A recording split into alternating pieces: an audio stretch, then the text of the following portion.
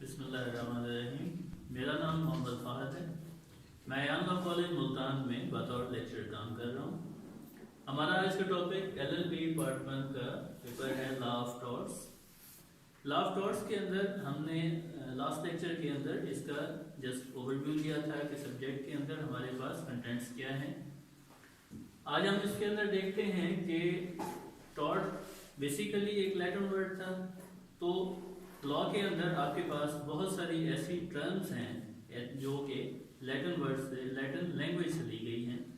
As it is उनको वहाँ पे यूज भी किया जाता है, उनके अल्टरनेट नहीं है या उनको उसी सूरत में बेहतर महसूस किया गया इसलिए वैसे ही उसे इस्तेमाल किया जाता है। उन टर्म्स को लॉ की लैंग्वेज के अंदर मैक्सिम कहा जाता है। अब सबसे पहला आपका जो मैक्सिम है वो है voluntary non fit injuria. Voluntary non fit injuria मतलब ये है कि इसे पहले मैं आपको दोबारा बताता चलूं कि टॉर्ट के अंदर हमने ये देखा था कि कोई भी एक्शन कमिट होता है जो कि आपका किसी न किसी सूरत के अंदर नुकसान का बायस बनता है, उस नुकसान के लिए आप अजाला वसूल कर सकते हैं। क्योंकि सिविल रॉन्ग से रिलेटेड है आपका सब्जेक्ट। इस सिविल लॉ के अंदर कोई भी आपका जो हक है, शहरी हक जो है वो मुतासर होता है, तो उसका नुकसान जो है वो वसूल कर सकते हैं किसी भी बंदे से। अब कुछ उसके अंदर एक्सेप्शंस आ जाती हैं, कुछ चीज़ें हैं जहाँ पे वो अप्लाई होता है, कुछ चीज़ें हैं जहाँ पे उसके अंदर सूरत हाल थोड़ी सी डिफरेंट भी हो सकती है। तो ये मैक्सिम्स आपको डिफरेंट किस्म की कंडीशंस जो है वो बताते हैं कि अगर ये पर्टिकुलर कंडीशन होगी तो इसके अंदर ये होगा, अगर ये होगी तो ये होगा। इस तरह से ये सिलसिला आपका चलता रहता है। तो सबसे पहली चीज क्या है इसके अंदर, voluntary non fit injuria. It means कि ऐसा कोई भी एक्शन जहां पे आप डैमेजेस वसूल नहीं कर सकते, आपका नुकसान भी बहुत सारा हो जाता है लेकिन उसके लिए आप किसी भी बंदे से डैमेजेस क्लेम नहीं कर सकते, तो उस कंडीशन को आप कहेंगे वॉलेंटरी नॉन फिट इंजूरिया। क्यों? उसकी एक मिसाल आप ले लें कि कोई बंदा आपसे गाड़ी लेके चला जाता है, आपकी आज़ाद मर्जी से, आपकी रजामंदी के साथ वो लेके गया है, वो एक्सीडेंट कर जाता है, तो आप उस बंदे से कोई डैमेजेस क्लेम नहीं कर सकते। क्यों नहीं कर सकते? उसकी एक्सप्लेनेशन के अंदर हमने दो चीजें लिखी हुई हैं। यानी इसी एग्जांपल से ही अगर आप कोट करते हैं, सबसे पहली आपकी परमिशन या कंसेंट थी, यानी आपकी मर्जी से, आपकी आज़ाद रजामंदी से कोई बंदा आपसे जो है वो लेके गया है गाड़ी, तो आप उससे डैमेजेस क्लेम नहीं कर सकते। फिर इंटेंशनल या एक्सीडेंटल इंजरीज हैं, यानी ऐसी सूरत भी हो सकती है कि कोई बंदा जानबूझ के एक्सीडेंट कराता है, कोई बंदा गैर फितरी तौर पर, यानी उसकी मर्जी नहीं थी, कोई सर्कमस्टांसेस ऐसे बन गए कि एक्सीडेंट हो गया है, ताहम चूंकि वो आपकी चीज इस्तेमाल कर रहा था, आपकी रजामंदी से कर रहा था, लिहाजा आप उससे डैमेजेस क्लेम नहीं कर सकते हैं।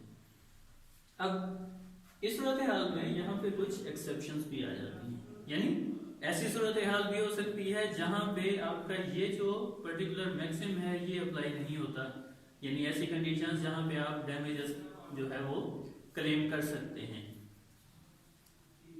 किस सूरत में? कि जब आपकी मर्जी उसमें शामिल थी।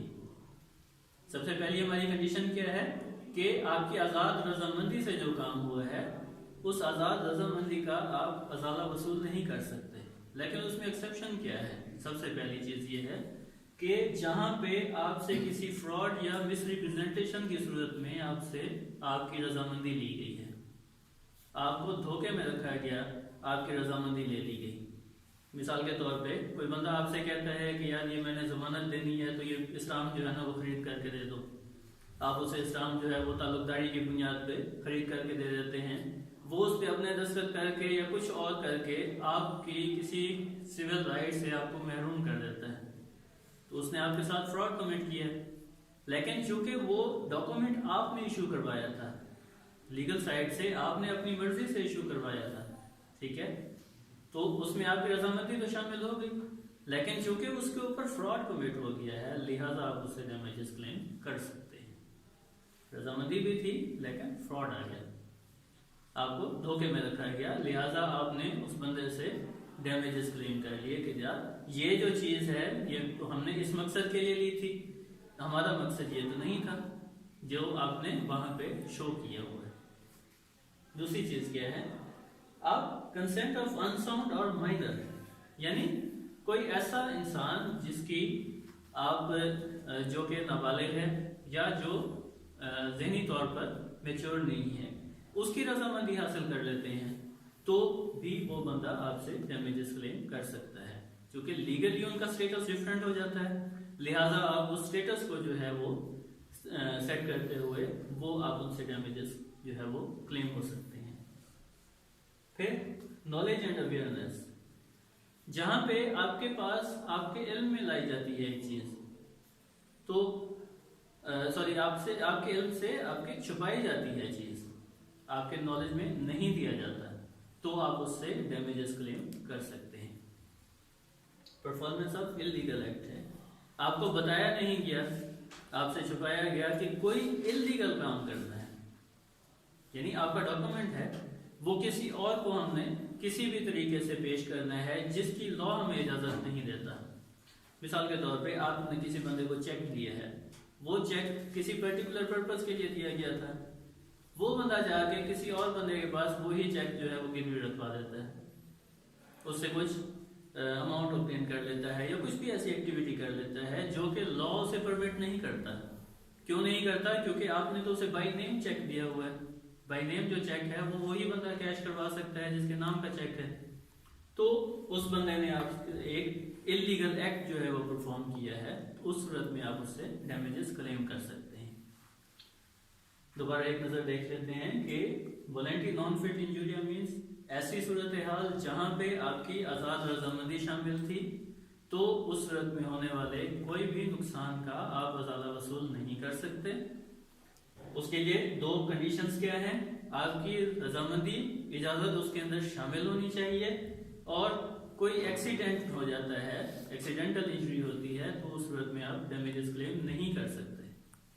अब कौन सी ऐसी सूरतें हो सकती हैं जहां पे आप डैमेजेस क्लेम कर सकते हैं, यानी एक्सेप्शंस क्या हैं इस पर्टिकुलर मैगजीन की, वो ये है जहां पे आपसे फ्रॉड या मिसरिप्रेजेंटेशन के थ्रू रजामंदी आपसे ली गई थी, किसी अनसाउंड या माइनर होने की सूरत में रजामंदी ली गई है, नॉलेज एंड अवेयरनेस के बेसिस के ऊपर ली गई है, या इलीगल एक्ट परफॉर्म करने के लिए कंसेंट ली गई है। यानी ये एक्सेप्शंस कहाँ पे हैं, जहां पे कंसेंट हासिल की गई है, रजामंदी हासिल की गई है, लेकिन ऐसे तरीकों से की गई है जो कि बज़ाहिर आपको ठीक नजर आ रहे थे लेकिन प्रैक्टिकली ठीक नहीं थे, उनके अंदर कोई ना कोई इलीगल एक्टिविटी जो है वो शामिल थी।